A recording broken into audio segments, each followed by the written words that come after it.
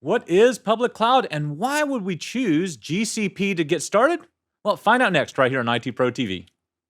You're watching IT Pro TV.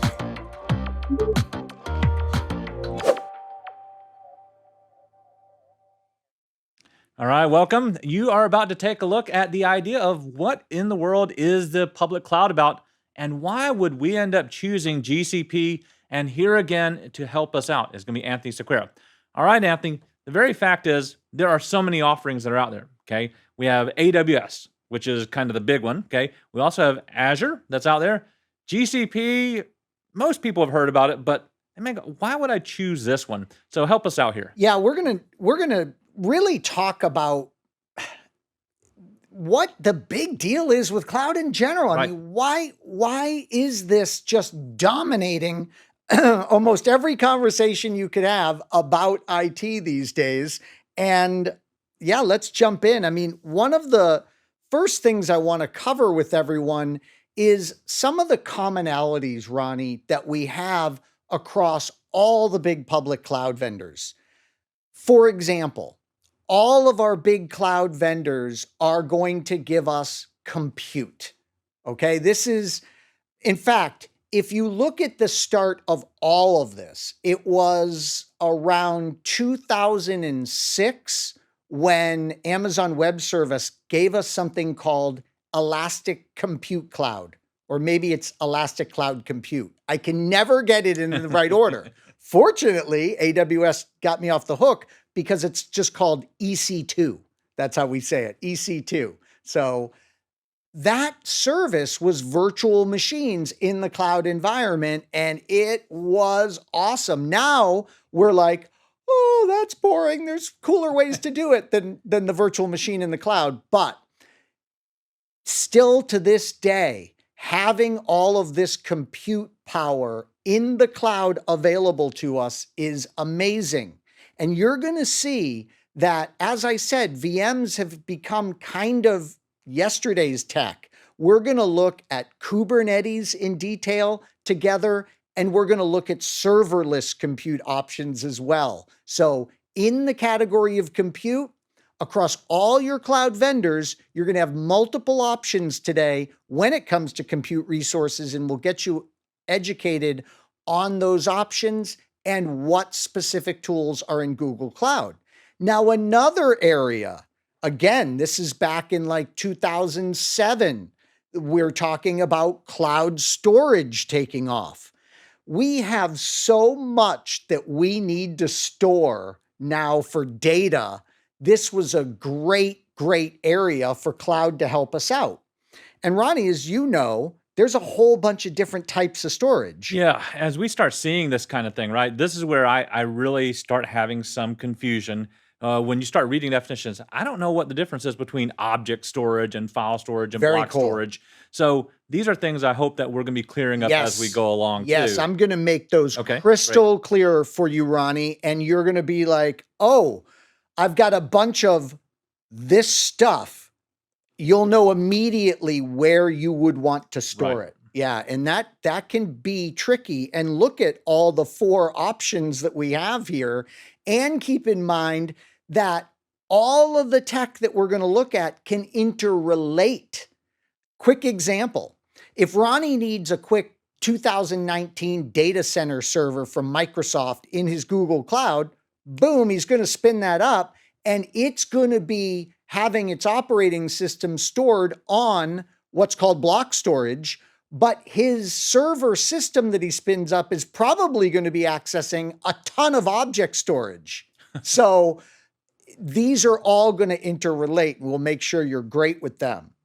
The next major area is networking. Now, Ronnie is going to love this because Ronnie is an expert at networking. And so I can't wait to see his reactions as we spin up a network infrastructure inside of the Google Cloud Platform. He's really going to love it because it is super simple to do compared to all the running around we would have to do on-prem. Now you say that, but as I've looked into this just a little bit, I've read so much that's gotten me confused between VPC and VNets and some of the different terminology just used between the clouds. So to me, it's a little bit more confusing. Yeah. And I'm so glad you brought that up because you're probably sick of hearing me say it already, Ronnie, but I'm a big flashcard person. Right. Flashcards are so important. And boy, oh boy, are they ever important as we get into something like cloud. Because some of the names are going to be, you're just going to be like, what? Like the service names might not be all that clear what they are describing. Some of them are just so beautifully named, like BigQuery. Yeah. Okay. I can guess what BigQuery is, but you get the idea, like virtual private cloud, VPC, that has become a common term now used by both Amazon and Google to describe the network infrastructure, but then the components inside it may have interesting names. So flashcards can really help you out as you're learning this. We're going to be looking in depth at the networking services. And then one of my favorite areas is that all the major public cloud vendors, Ronnie, they all are now dealing with really specialized service technology. And this gets so incredibly exciting. You might not have the on-staff expertise to be doing machine learning or Internet of Things. But thanks to cloud, you can leverage their expertise in it, and they can do all the heavy lifting for you. You get into your Google console and you just click a few buttons and make a few choices, and suddenly you're engaged in machine learning in your company or Internet of Things. The fancy way to describe this, Ronnie, is it democratizes technology. And when I first read that, I was like, is that what I think it means? And then I went and looked it up, and yeah, that's what it means. It means like bringing it to everybody. So things that for the longest time, only the most advanced IT shops could do, like artificial intelligence. Or universities that Yeah, would be that's researching right. this stuff. Yeah. That's right. It was a select few that got to experiment with these technologies. Now, thanks to cloud and specialized services, these technologies are something that even the smallest companies with the smallest IT departments can begin to take advantage of. So now that we understand that cloud solutions are going to consist of things like compute, storage, networking, specialized services, now let's just back up for a moment and talk about, okay, but we could have all that stuff in the traditional on-prem infrastructure. So come on, why cloud? Really? I mean, why is this something that everyone is talking about in IT? Well, for one thing, we don't have to worry as much anymore about capital expenditures. It's so great when you can just start having like an electric bill. That's what this is like. It's like your electric bill. And you can quickly start implementing something like a Kubernetes engine cluster, and it doesn't cost you a ton of money. As we are going to be working together in this class, we'll be in what's called the free tier. And we will see that we're doing all this cool stuff for an initial expense of nothing. So that whole operational expenditure replacing capital expenditure is huge.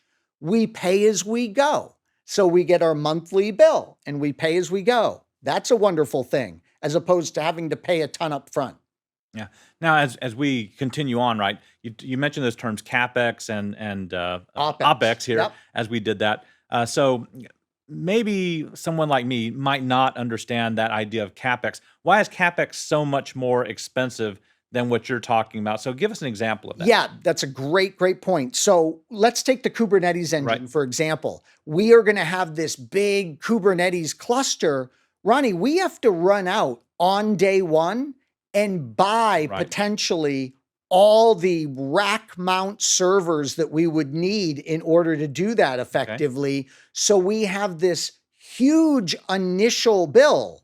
And then what can happen is we're inevitably going to have to guess at capacity. We think we know how much Right. CPU and memory and storage we need to buy. We guess at it, and then we could be in trouble if we underbought. Now we got to go buy more. But even worse and more common is that you bought too much and you're only using a small fraction. So you had this capital expense at the beginning, spent all this money, Ronnie, and now the stuff's just sitting there underutilized. And then you still have the operational expenses That's right. too, along with that. It's the CapEx. That's a great point, with the OpEx on top of it, Right. like your electric bill to run all that stuff on-prem. Yeah. And so that ties into the next major thing we love about cloud, and it's a buzz term that is just so powerful. It's elasticity. Right. Ronnie and I, back in the old days, we used to worry about scalability. That's it. That was all we were worried about. Can our infrastructure grow upwards as we get more and more need? Now, thanks to cloud, we have elasticity, which is not only does it dynamically scale up, but it can scale down as demand shrinks. So elasticity is huge. And we've already mentioned it. We love specialized services that we can take advantage of with cloud. So as we move throughout these episodes, one of our focus areas is going to be on Google Cloud Platform's compute options. And I listed a bunch of them here for you. Ronnie, these are around 3 areas. We'll call them traditional virtual machines, but as an alternative, container-based Kubernetes environments. And as another alternative, we can do serverless, where you don't have to manage any of the compute resources yourself. You just fire off what are called functions at the Google Cloud Platform's Cloud Function service, and it just does the compute for you and spits you out the output. So we're in a world now that is truly remarkable in that you don't need to manage any servers ever if you don't want to. The serverless compute aspect of cloud has become so big and so important, Ronnie, that there are now conferences just dedicated to serverless compute. All right. Now, does that include the App Engine that's also on the Yes. screen as So, well? the App Engine piece is interesting. App Engine is more like platform as a service than it is true serverless, but I'd really have to consider it serverless because you don't have to manage the servers. That's the nice piece there. What App Engine allows us to do, Ronnie, is have our developers create apps, and they're able to just go ahead and run those globally for me. Google Cloud and Google Cloud Platform runs that thing globally. 2 variations we'll get into, Ronnie, standard and flexible. Just know that the flexible is going to allow you to use like Docker containers and have more control over how those are deployed. We then are going to be moving into the storage area. And notice in our introductory material, in our overview, we showed that, there's a lot of different storage components. There's object-based storage, there's file storage, there's caching, there's block storage. Guess what? Of course, Google Cloud Platform gives us a solution for every variation.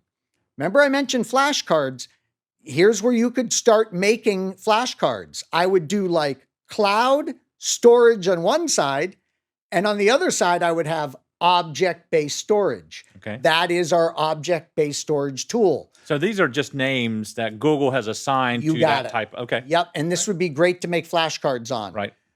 For those of you that have a background in the other vendors, this would be your S3 in Amazon, or it would be called your blob inside of Microsoft. So different names, and we need to learn those names, especially these names, We don't have to worry about AWS and Azure here, obviously, but we need to learn these terms. Persistent disk is our block storage. Cloud storage for Firebase is a cool thing. This is designed around our mobile platforms and does a lot of caching. And Cloud File Store is our solution for a file system-based environment. So it just happens across all of the services. We're interested in data. Wow, do we have options here? Yeah.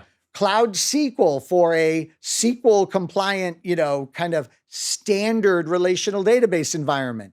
Big Table. Big Table is awesome. This is going to be where we're doing data warehousing. Thus, Cloud Spanner, making this NoSQL